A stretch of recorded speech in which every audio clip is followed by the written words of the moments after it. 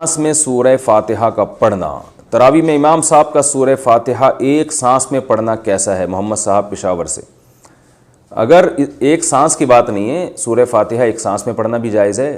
سوال یہ ہونا چاہیے بہت تیز اسپیڈ میں پڑھنا کیسا ہے؟ اگر اسپیڈ اتنی ہے کہ سمجھ میں نہیں آ رہا، کہ الفاظ ہی پورے واضح نہیں ہو رہے، تو پھر تو ناجائز ہے، اور اگر الفاظ واضح ہو رہے ہیں کہ ایک لفظ سمجھ میں آ رہا ہے تو پھر جائز ہے، لیکن بہتر نہیں ہے۔ اعتکاف میں کیا کام کرنے چاہیے؟ معتکف کو کیا کام کرنے چاہیے اور کن کاموں سے بچنا چاہیے؟ بنت عبد الجبار انڈیا سے۔ پہلی بات تو ان کاموں سے بچنا چاہیے جس سے اعتکاف ٹوٹ جاتا ہے۔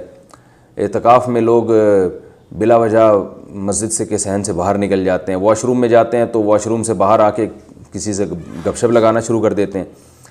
تو ہر وہ کام جس سے اعتکاف ٹوٹتا ہے اس سے بچنا چاہیے۔ دوسرا، اعتکاف میں غیبتوں سے بچنا چاہیے، بد نظری سے بچنا چاہیے۔ اعتکاف میں بھی لوگ آج کل جو ہے وہ واٹس ایپ پہ اور فیس بک پہ لڑکیوں سے چیٹنگ کر رہے ہوتے ہیں، جو بہت زیادہ بیہودہ حرکت ہے۔ اور جو ہے غیبت سے بچیں آپ، اور اس میں جو ہے کہ بد نظری سے بچیں آپ۔ جماعت کی نماز تکبیر اولیٰ چھوڑنے سے بچیں آپ۔ مسجد میں رہتے ہوئے بھی تکبیر اولیٰ سے نماز نہیں ہو رہی ہے تو کتنی حرج کی بات ہے۔ باقی یہ کہ اپنے شیڈول کو اعتکاف میں متعین کرنا چاہیے، کہ پہلے سے یہ فیصلہ کر لینا چاہیے میں نے یہ 10 دن کیسے گزارنے ہیں، تو اس میں کتنی تسبیحات پڑھنی ہے، کتنی تلاوت کرنی ہے، اور کیا کیا سیکھنا ہے۔ یہ سب شیڈول پہلے سے ہوگا تو آپ کا اعتکاف میں ٹائم ویسٹ نہیں ہوگا۔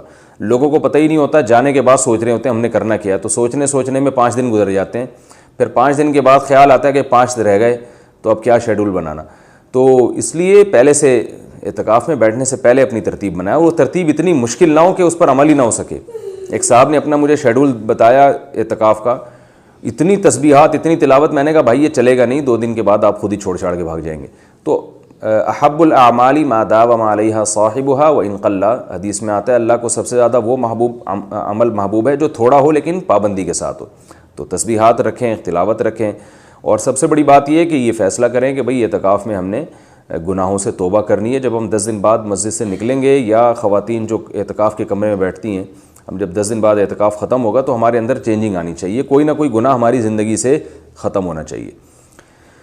نسوار سے روزے کا حکم، کیا نسوار سے روزہ ٹوٹتا ہے یا نہیں؟ محسن ایبٹ عباس سے۔ نسوار جب آپ رکھیں گے تو ذرا سبھی اگر اس کا ذائقہ حلق میں چلا گیا تو روزہ ٹوٹ جائے گا۔